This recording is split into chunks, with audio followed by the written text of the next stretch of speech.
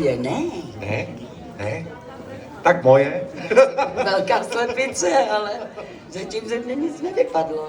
Je to vejce, které je perníkové, má opravdu všechny tvary vejce, co má být. Teda krásné, ale nevím, jak to moc nenaklánět, tak jenom. No a pojďte, protože Já možná teda do toho taky vstoupím, jako, protože nemůžem to nádherný perníkový vejce naklánit, aby jsme ho nerozbili. A jenom teda rovnou chci říct, že takovou slepici bych teda chtěl vidět, která by tohleto vypustila. Tak pojďte samozřejmě blíž, ať vidíte. A já zpátky předám mikrofon a dám ho ještě paní Svobodové, neboť ona je autorkou této krásné kraslice. A ona přišla s tím nápadem, že tu kraslici udělá a že ji tady vydražíme. Takže teď už je to na vás. Tak, já moc děkuju. Dostala jsem pozvání, že se teda můžu přijet s perníčkama, takže měli jsme malou dílničku, pár svých perníčků a napadlo mě, aby jsme něco pro ten krásný barák udělali, takže vydražíme tuhle kraslici. Jinak moc děkuju, všichni si to tu užívejte, je tu fakt moc krásně, jsem tady moc ráda a děkuju a krásný Velikonoce všem. A jakou máme vyvolávací cenu, Indiany? no já ještě, než přistoupíme k samotné ceně, já jsem se jenom chtěl zeptat, teďka, třeba, jak dlouho to trvalo udělat, je to náročnější udělat takhle velký vejce než nějaký malý? Jako praská to, byly tam nějaký? Je to možná jednodušší než ty malý. Jednodušší, aha. Pracuje se s velkým kusem. S velkým kusem, nepraská to? Ne? A jak dlouho to trvalo? No, dělá se po částech, že jo, takže nemůžu říct, že bych si k tomu sedla, dejme tomu, nevím, 4 hodiny, 5. No, tady se dostáváme k ceně, že jo? Kolik odhadujeme kalorií? Přiměřeně je to docela dietní. Takže je to dietní perníkové vejce, tady s dílně paní Svobodové. Jo. Na kolik stupňů se to peče, takhle velký vejce? Je tam větší teplota, nebo je to pořád stejný? Je to pořád stejný, je to zhruba, nevím, 200 stupňů a pak se trošku ubere a nechá se dopéct. Jsou jedlé. Mašle jsou jedlé? Mašle nejsou jedlé, jo, mašle ne a papír taky na krabice už vůbec. To je důležité zmínit kvůli dětem, aby jsme jim to pak netáhli z druhé strany. Aha, takže, přátelé, máme tady opravdu tohleto vejce zhruba 45, možná 50 cm, že? To tak vypadá, 50 cm velké, krásné nazdobené, zlaté boubelaté. A teď je otázka, protože jednak paní Svobodová na tom strávila teda 4 hodiny, řekněme. Teďka určitě tam bude nějaká záhadná mouka, že? Nějaká lepší. No jistě, výběrová. Není to z Lidlu, z Penny? Ne, vůbec, no to domácí. No a teď je teda otázka, nakolik si ceníte třeba vlastně svoji 4hodinovou práci teda? Nějakou základní, řekněme jenom tak jako, kolik to je, že? Tak dejme, nevím, 250 na hodinu, tak zkusíme 1000 korun vyvolávací. Aby to nebylo úplně předražený na začátek, ne? No ale takováhle pekařka teda 250, to docela se podceňujete. Ale dobře, tak zkusme teda, jo? Ano, takže to máme tu 1000, 4x254 hodiny. Takže odstartuješ. Teda, já myslím, že ty budeš, ne? Takže, dobře, takže startovní vyvolávací cena za toto úžasné, obrovské vejce, které já jsem teda ještě nikdy neviděl. Pozor, od paní Svobodové teda. Tak je vyvolávací cena, nám začíná na 1000 korun českých teda. Jo? A teďka teda, já se ptám, někdo z vás dá 1000, třeba 250? Hlásí se někdo? Já tam dozadu úplně nevidím. Ne jo. Tak. Nekřičte tak potichu. Že jo? Nekřičte potichu.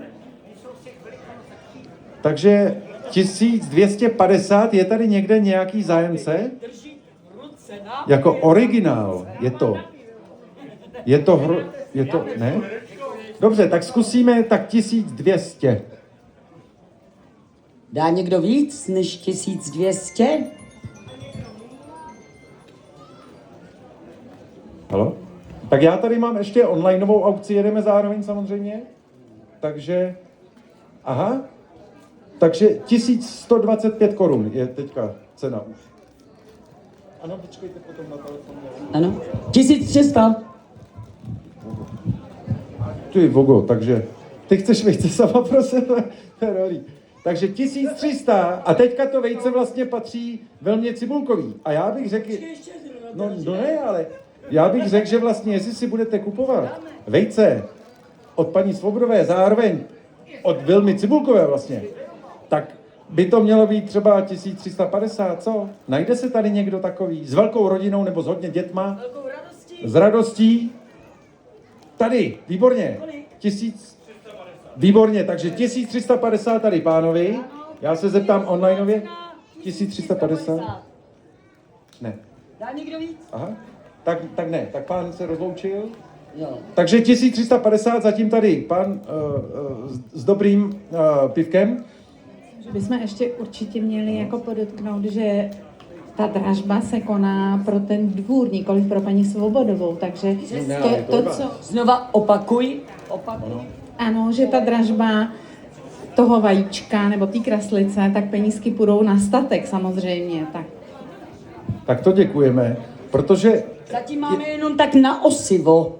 No, protože já jsem tady právě před 13 lety byl, když mě sem pan majitel pozval a ukázal mi tu šílenou ruinu a řekl, já jsem to koupil a jdu do toho. A já ho obdivuju a dělá to 13 let a vlastně i díky takovýmhle akcím a díky takovýmhle dobročinným věcem, víte, že máme dobrovolné vstupné, víte, že máme dobročinný bazárek, takže všechny tyhle ty malé věci, ku podivu se podařilo za těch 13 pekelných let a já mám hodně zákulisních historek, jako co by se dalo říct, jak pan majitel to vůbec zvládnul, ale všechny tyhle ty krásné střechy a opravené fasády a klenby a muzeum a... Máme stodolu. Ano, teď děláme stodolu, aby tam... Stánek, divadelní stánek, koncertní sál, ano. Ano, za špatného počasí Vilma bude hrát vevnitř. Nejenom já. Nejenom teda Vilma, ona přivede i své kamarádky z divadla. Stejně jako už to bylo loni a předloni. Předloni a Předloni. Takže za tohle vám moc děkujeme a teďka vracíme se teda k dražbě a máme tady teda cenu 1350 korun. Zde hrdinovi, pánovi v bílé mikně. Pán se hlásí 1400? Nebo jenom mává? Nebo jenom máváte. No pozor na to, mávání je 1400? Výborně! Takže 1400, Dá někdo víc? 1400. Poprvé. 1500. Pozor. Takže jsme zpátky na začátku 1500. Je to zase moje? Je to zase, ty se toho vejce nechceš pustit. Stává v ruce, žavý únik. Tak, najde se tady někdo, kdo dá 1600? Ano? Výborně, takže tady máme 1600. Dá někdo víc? Zvedněte ruku, prosím, pořádně nahoru, protože já bez brýlí nevidím moc. Vilma má brýle, podívej se, prosím. Ne, nevidím nic, člověče. Ne. Všichni se otočili zády.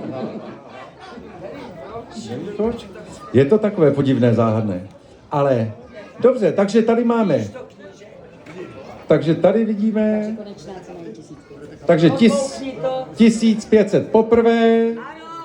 1500 po druhé. Kde?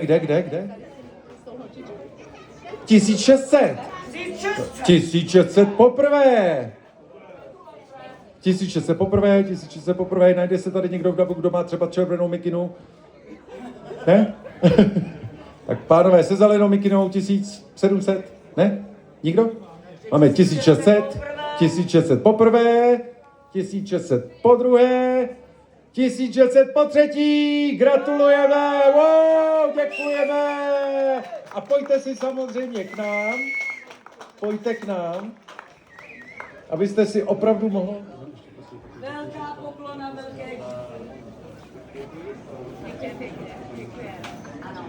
Aha, takže od pana knížete taková interní informace, že platba bude samozřejmě poslána na transparentní účet statku Borotín. Takže děkujeme mnohokrát ať vám chutná. Paní Svoboda, my děkujeme za takovéhle nádherné překvapení, s tím jsme nepočítali.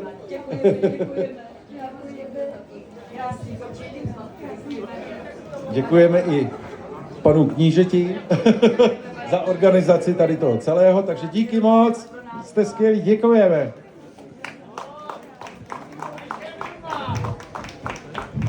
Tak, já děkuju všem, tady už jsme děkovali, takže